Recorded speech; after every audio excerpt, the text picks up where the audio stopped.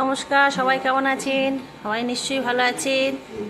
আজ আমি রান্না করে দেখাবো ফুলকপি আলু মাছের দিয়ে ঝোল। সিম্পলভাবে দেখাবো, আসুন কেমন করে করি রান্নাটা। আসুন দেখি। মাছগুলো দেখুন ভেজে নিয়েছি, নুন হলুদ মাখিয়ে কড়া করে ভেজে নিয়েছি। আর এদিকে দেখুন আলু আর ফুলকপি একটু হলুদ দিয়ে ভেজে রেখেছি।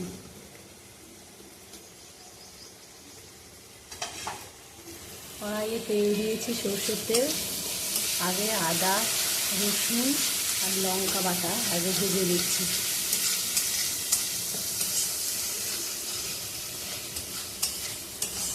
তেলে একটু সামান্য হলুদ দিয়েছি যাতে তেলটা না ছিটকায়।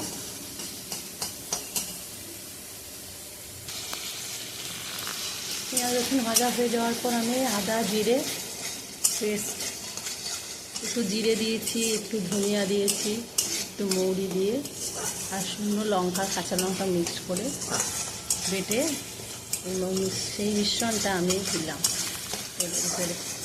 এটা ভালো করে এবার তেল ছাড়ুক। মশলাটা কষা হলে ফুলকপি আলুটা দিয়ে নাড়াচাড়া করবো।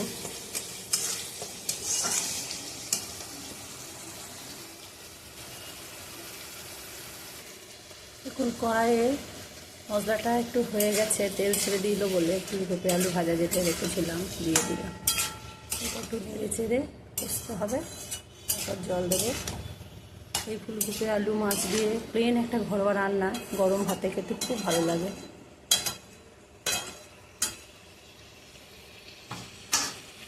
মশলাটা কষবে।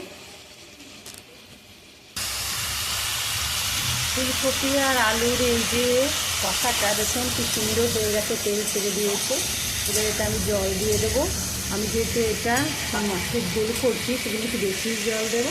আপনারা যে যেমন ঝোল খাবেন সেরকম জল দেবেন, আমি সেরকম জল দেবো। তারপর দেখিয়ে আসছি কেমন করে যে এটা করছি, যেটা মাছগুলো সেটা তো দেবোই, ঠিক আছে। এখন আমি জল দিয়ে ঢাকা দিয়ে দিচ্ছি, তারপরে ফিরে আসছে প্রায় 10 মিনিট পরে। হ্যাঁ, আপনারা কেউ কিন্তু যাবেন না কোথাও, কেউ ভিডিওটা স্কিপ করবেন না। হ্যাঁ, আমার ভিডিওগুলো দেখুন, আমি দেখবেন খুব কম উপকরণে ঘরোয়াতে রান্নাটা টানতে করি। হ্যাঁ, আপনারা সবাই সঙ্গে থাকুন, তখন তো ফিরে আসছি। চলুন, 10 মিনিট তো হয়ে গেল, দেখি তো আমার রান্নাটা কেমন হয়েছে। কুকারের সিটিটা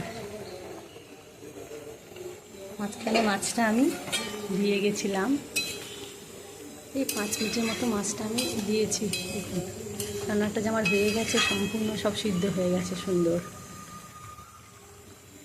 এরকম সহজে আপনারা যদি বাড়িতে রান্না করে খাবেন, দেখবেন গরম ভাতে খুব ভালো লাগে খেতে। আশা করব সবাই ভিডিওটা দেখবেন, কমেন্টে জানাবেন কেমন লাগলো, আমাকে লাইক শেয়ার সাবস্ক্রাইব করে দেবেন সবাই মিলে। আজকের মতো টাটা।